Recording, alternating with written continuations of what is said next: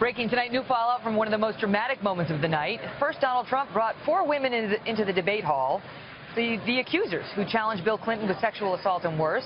And then Trump launched this attack from the debate stage. I'm not proud of it, but that was something that happened. If you look at Bill Clinton, far worse, minor words, and his was action. His was what he's done to women. There's never been anybody in the history of politics in this nation that's been so abusive to women.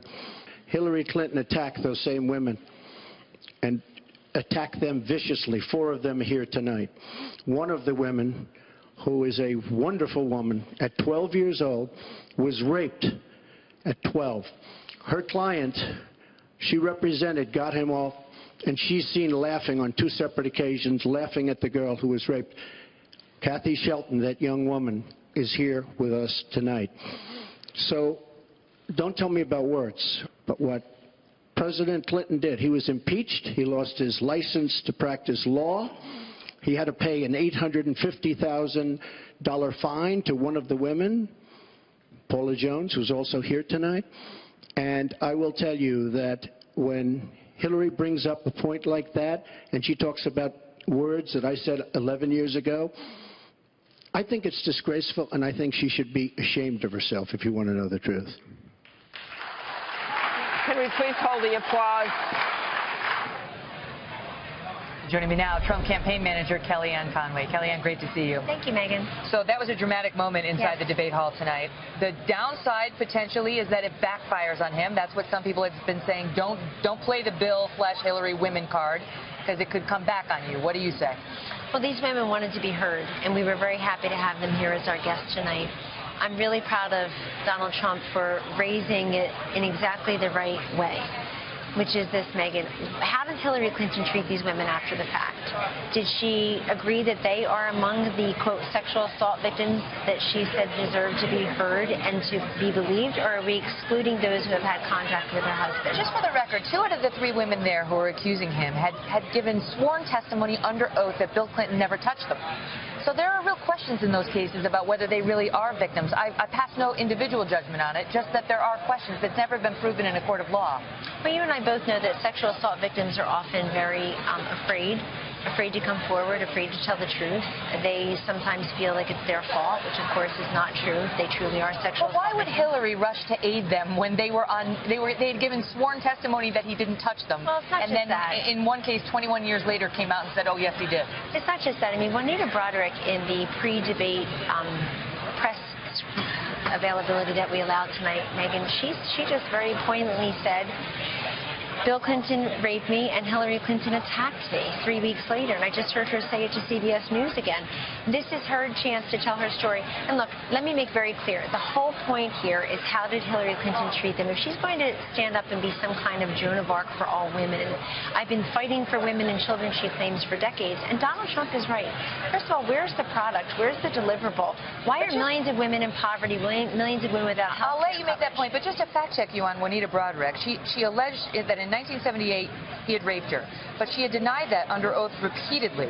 It took her 21 years to change her story. There were no witnesses, there were no charges brought, there was never a lawsuit, and she told the FBI investigator for Ken Starr that no one from the White House had ever pressured her to stay silent, and that there had been no intimidation. Well, she's not on trial here, number one, but number two... Well, but you're offering her up as somebody Hillary Clinton should have gone and supported, and I'm telling you, even she was saying for 21 years it didn't happen. I'm offering her up as somebody who Hillary Clinton should not have attacked, according to Juanita Broderick's story. But let me make very clear, why didn't Hillary Clinton say 1/10 of what you just said? She totally ignored all 4 of those women tonight, including the woman who was raped at 12 years old, not in dispute, by a 42-year-old man that Hillary Clinton represented. Defense lawyer for her. Right, and she also, you've read the case, I hope, Megan. Hillary Rodham also is that attorney.